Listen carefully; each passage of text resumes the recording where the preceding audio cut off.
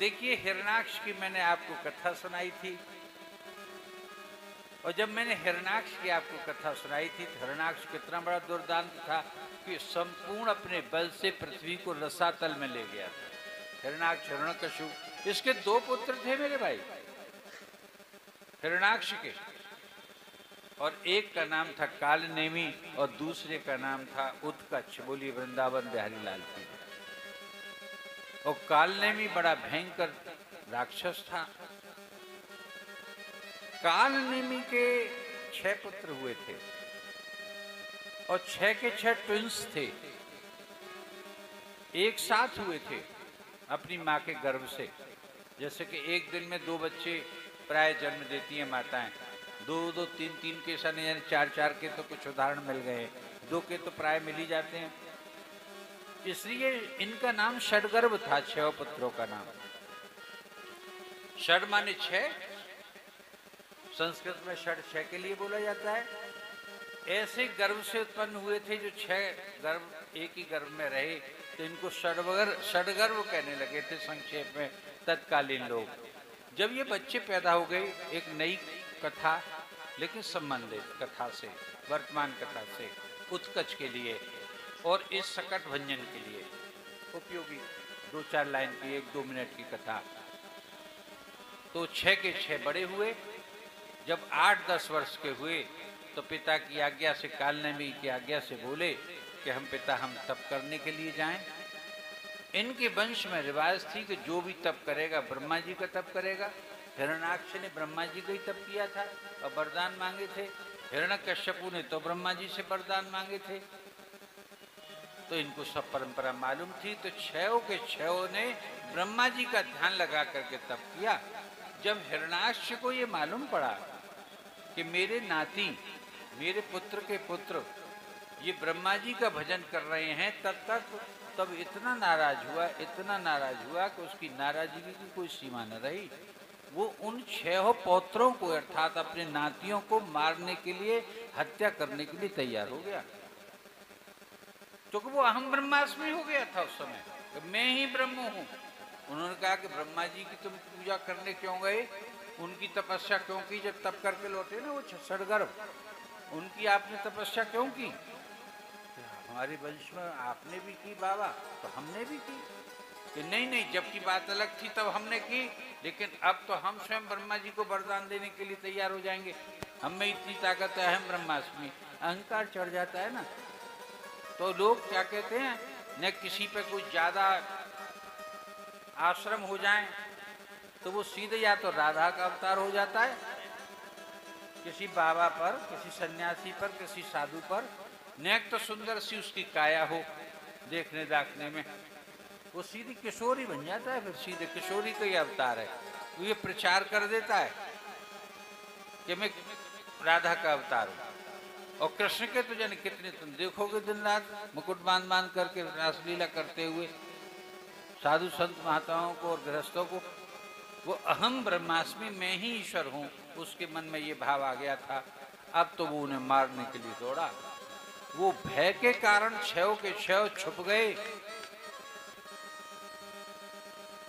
वरुण लोक में जाकर। अंतुगत तो फिर वरुण लोक में ये गया नहीं, आखिर नाती थे अपने।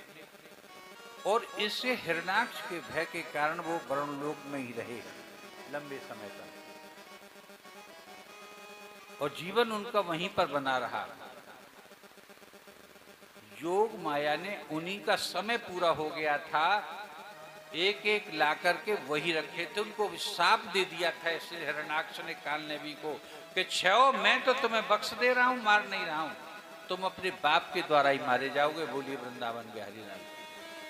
ये शाप दिया था कि तुम कालनेमी के द्वारा, अपने बाप के द्वारा मारे जाओगे, ये शाप दे दिया था। और उस शाप के कारण कालनेमी की आत्मा ही कंस बन करके आई थी और देवकी के गर्भ में वो 6 के 6 उसने डाले थे योग माया ने। और एक एक करके योग माया उनको पहुंचाती रही और हिरणाक्ष का शाप पूरा होता रहा, वो मरते चले गए। आदरणीय भक्तों, ये घटना इतिहास में अंकित है और हरवंश पुराण में स्पष्ट रूप से ये बात कही गई है। बोलिए वृंदावन बिहारी लाल की। और उसका दूसरा बेटा था ये उत्कच, और ये बड़ा धूर्त था, ये बड़ा कामी था, बड़ा बलवान था उत्कच। एक दिन ये लोमस ऋषि के आश्रम में लोमस ऋषि 3-4 चेलों को छोड़ करके, अपने शिष्यों को छोड़ करके, तो लोमस ऋषि कोई मजाक ऋषि तो है नहीं, ये चिरजीवियों में से एक है। इतना दीर्घायु लिए हुए ये ऋषि है कि जब 4 चतुर्युगी एक बार बीत जाते हैं तो इसके शरीर का एक बाल गिरता है केवल, लोमस ऋषि का। इतना वरदान प्राप्त है, सप्त चिरजीवियों में से एक की इसमें लोमस ऋषि की चर्चा आती है साहब। और इसके शरीर पर ऐसे बार हैं जैसे रीछ के शरीर पर बार होते हैं, बार भी विकटती दिए गए भगवान के द्वारा। अभी तक तो रुपया भर गिरे हैं जगह में, तो पूरे शरीर पर गिरेंगे, बोली वृंदावन वाली लगे, तब लोमस ऋषि जाएंगे और तो उनकी तेरे ही खाए भी जाइए, तुम भंडारो, लोमस ऋषि को भंडारो हो रहे हो सब ब्रज में। देखते रहो इंतजार, ना बाबा आवे वो, ना घंटा बजे वो, ना लोमस मरे हो, और न तुम्हें भंडारो मिले हो। देखते रहो इंतजार, लड़ुआ तो मोटे मोटे बनेंगे न, लोमस मरे हो तो।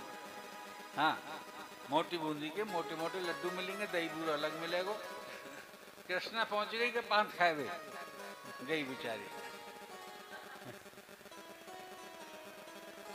कृष्णा पहुंच गई सीधे भंडारे में पहुंची मोटे मोटे लड्डू।